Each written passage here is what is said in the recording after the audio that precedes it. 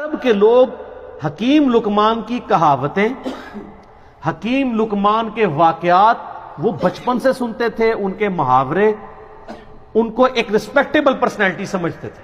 یہ حکیم لقمان کون تھے جن کا ذکر قرآن حکیم کی سورہ لقمان میں آیا ہے؟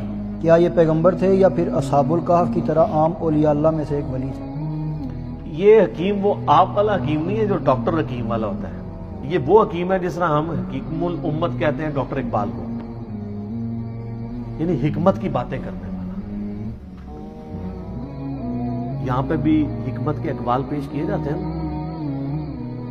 تو ڈاکٹر اقبال کے اشعار پیش کیے جاتے ہیں، ان کی باتیں کوٹ کی جاتی ہیں، ان کے وہ خطبات reconstruction of religious thoughts in Islam اس کی کوٹیشنز کی جاتی ہیں۔ تو ہمارے جس طرح ایک بچے کو بھی پتا ہے کہ حکیم اقبال سے مراد ڈاکٹر اقبال وہ حکیم نہیں ہے، نہ وہ ڈاکٹر تھا وہ والا ڈاکٹر جو پوڑیاں یا دوائیاں دیتا ہے، ان کی پی ایچ ڈی بھی فلسفی میں تھی۔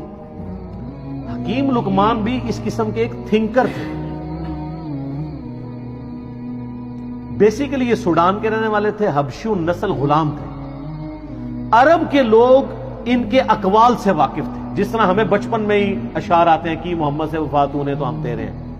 ہمارے چھوٹے بچوں کو یہ شعر آتے ہیں، اسکول میں سن لیے، لپے آتی ہے دعا بن کے تمنا میری۔ ڈاکٹر اقبال کو وہ جانتے نہیں ہوتے لیکن اشعار سنتے ہیں۔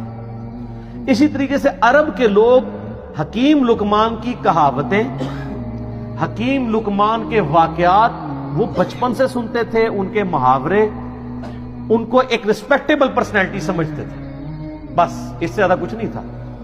نبی نہیں تھے وہ، کسی نبی کے صحابی بھی نہیں تھے وہ، کیونکہ قرآن حکیم میں جو سورہ لقمان میں ان کا ذکر آیا تو انہوں نے صرف توحید اور آخرت کا ذکر کیا، کسی نبی کی پیروی کا ذکر نہیں کیا، ورنہ یہ نبی پہ واجب ہوتا ہے کہ جب وہ دین سکھا رہا ہوتا ہے تو وقت کے پیغمبر کی پیروی کا حکم دیتا ہے۔ وہ ایک عام انسان تھے جو دین فطرت کے اوپر تھے، یعنی انہوں نے نیچر کو آبزرو کیا۔ یہ فطرت ایک توئیں والی ہوتی ہے، وہ فطرت نیچر، ایک ہے تا جہاں پہ کسی پیغمبر کا پیغام نہ پہنچا ہو لیکن فزیکل فینومینا آف نیچر، قانون قدرت کو، التذکیر بھی لا اللہ کو آبزرو کر کے ایک بندہ اللہ تک پہنچے۔ اس طرح وہ گاڈ تک پہنچ چکے تھے۔ ان کی سب نصیحتیں پڑھیں، پہلی نصیحت ان کی کیا ہے؟ یا بنی لا تشرک باللہ ان الشرک لظلم عظیم۔ اللہ نے بیسیکلی مشرکین عرب کو کہا کہ جس حکیم لقمان کو تم اتنا بڑا بزرگ سمجھتے ہو، اس کی باقی کہاوتیں تو سنی نہیں ہے، جو اصل اس کی بات ہے کہ اس نے کہا تھا شرک نہیں کرنا، تو تم شرک کا اڈا یہاں پہ کھولے بیٹھے ہوئے ہو کعبے میں۔ یہ حکیم لقمان کی تمہیں نصیحت نہیں پتا؟ جس طرح ہم ناسمیوں کہتے ہیں کہ بخاری مسلم میں رفع الیدین کی حدیثیں ہیں تو آل امیہ کے خلاف بھی ہیں، تو یہ حدیثیں نہیں ماننی تم نے، الزامی جواب، اینٹی وینم پھکی کے طور پہ۔ تو یہ سورہ لقمان اس لیے ان کو ایڈریس کرتی تھی، وہ بچپن سے جانتے تھے کہ حکیم لقمان بہت دانا تھا، بہت عقل مند شخص تھا۔ تو عقل مند شخص توحید کی دعوت دینے والا تھا، اس کی توحید کی نصیحت تو تم نے بھلا دی ہے، شرک کا اڈا بنایا ہوا ہے کعبے کو۔ تو اللہ تعالیٰ نے اس لیے ان کے نام پہ سورت رکھی۔ حبشی النسل تھے، موٹے ہون، حبشی کس طرح کا ہوگا؟ یہ تو آپ کا کرائٹیریا ہے نا، خوبصورت شکل ہو، ناک باریک ہو، ہونٹ پتلے ہوں۔ اللہ کے نزدیک تو مسلم شریف کی حدیث ہے اللہ تمہاری شکلوں اور مال کو نہیں دیکھتا، دلوں اور اعمال کو دیکھتا ہے۔ تو شکلوں کو کیوں دیکھے؟ شکل بنائی کس نے؟ اللہ نے۔ تو اس نے شکل کو کیوں دیکھنا ہے؟ اعمال کا اختیار آپ کو دیا، اس لیے آپ کے اعمال کو دیکھتا ہے۔ دل میں اچھائی اور برائی کی تڑپ اور اس کو ایگزیکیوٹ کرنا، اس کا اختیار اس نے آپ کو دیا، اس لیے اس کے اوپر جج کرتا ہے۔ تو حکیم لقمان کے بارے میں آپ کو اسلام کی جو پہلی تفسیر ہے نا ابن جریر کی، امام طبری جنہیں کہتے ہیں، المتوفا 310 ہجری، انہوں نے تفسیر ابن جریر لکھی ہے۔ ابن کثیر نے المتوفا 774 ہجری، انہی سے اکثر چیزیں کاپی کی ہیں۔ تو آپ سورہ لقمان کے تعارف میں جائیں گے، انہوں نے حکیم لقمان کے کافی واقعات لکھے ہیں کہ یہ کتنا دانا شخص تھا اور کس طرح یہ اصلاح کرتا تھا۔ ایک دفعہ ان کے آقا نے ان کو کہا، ایک بکری دی اور کہا ذبح کر کے اس بکری کے سب سے بدترین جو پارٹس ہیں نا وہ لے آؤ۔ تو انہوں نے بکری ذبح کی، زبان اور دل اٹھا کے لے آئے۔ اب پھر ایک بکری اور مالک نے دی اور کہا اس کے سب سے بہترین پارٹس لے کے آؤ، پھر زبان اور دل اٹھا کے لے آئے۔ مالک نے کہا کہ یہ کیا؟ انہوں نے کہا یہ زبان اور دل اگر ٹھیک ہو جائے نا انسان کا تو اس سے بہتر اعضاء کوئی نہیں ہے۔ اور اگر زبان اور دل ڈی ٹریک ہو جائیں تو ان سے برا کوئی عضو بھی نہیں ہو سکتا۔ یہ جناب حکیم لقمان تھے۔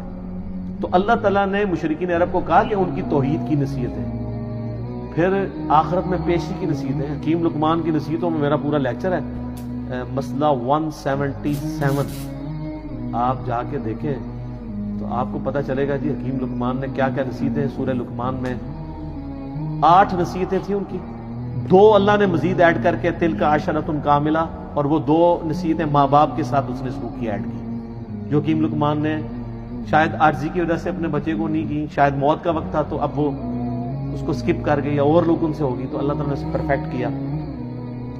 ان نصیحتوں سے کئی آئیڈیا نہیں ہوتا کہ انہوں نے وقت کے پیغمبر کی پیروی کا کہا ہو، اس سے لگتا ہے کہ وہ ایک ایسے شخص تھے جنہوں نے فزیکل فینومینا آف نیچر کو آبزرو کر کے خدا تک پہنچ چکے ہوئے تھے کہ اس کائنات کا ایک کریٹر ہے اور Allah is the only explanation of all the physical phenomena in this world.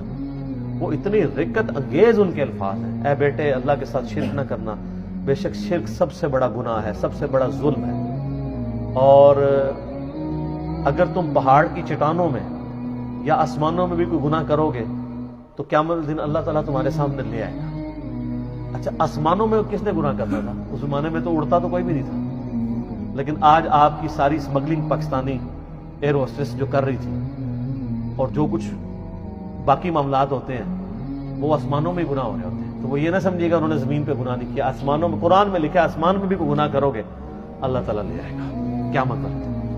وَمَن يَعْمَلْ مِثْقَالَ ذَرَّةٍ خَيْرًا يَرَهُ فَمَن يَعْمَلْ مِثْقَالَ ذَرَّةٍ خَيْرًا يَرَهُ وَمَن يَعْمَلْ مِثْقَالَ ذَرَّةٍ شَرًّا يَرَهُ۔ ذرہ برابر نیکی بھی کرو گے وہ بھی لے آئی جائے گی، اور ذرہ برابر گناہ کرو گے وہ بھی قیامت والے دن تمہارے سامنے لا کے رکھا جائے گا، ہاں بھی جواب دو اللہ۔ تو یہ حکیم لقمان نہ تو کوئی پیغمبر تھے، نہ کسی پیغمبر کے فالوور تھے، نہ کوئی صحابی تھے کسی پیغمبر کے، نہ کوئی تابعی تھے، ایک سلیم الفطرت انسان تھے جو خدا تک پہنچ چکے ہوئے تھے، اور ایسا شخص اہل فطرت کہلاتا ہے، یعنی فطرت ایسا شخص جس تک یہ تا کے ساتھ ہوتا ہے، جس تک وقت کے پیغمبر کی دعوت یا کسی پیغمبر کی دعوت نہ پہنچی ہو، ایسے شخص کے لیے صرف ایک اللہ کو ماننا اور آخرت کا یقین کر لینا کافی ہے، چاہے نبی کی دعوت نہ بھی پہنچی ہو، اس کے لیے بس یہ اتنا اجمالی عقیدہ رکھنا کافی ہے۔ البتہ جب وقت کا پیغمبر آ جائے پھر اس کو ڈینائی کرے گا تو وہ کافر ہوگا، لیکن ایسے لوگ عموماً ڈینائی نہیں کرتے۔ اس کی آپ کو نمائندہ مثال بتاتے ہیں، سیدنا زید بن عمر بن نفیل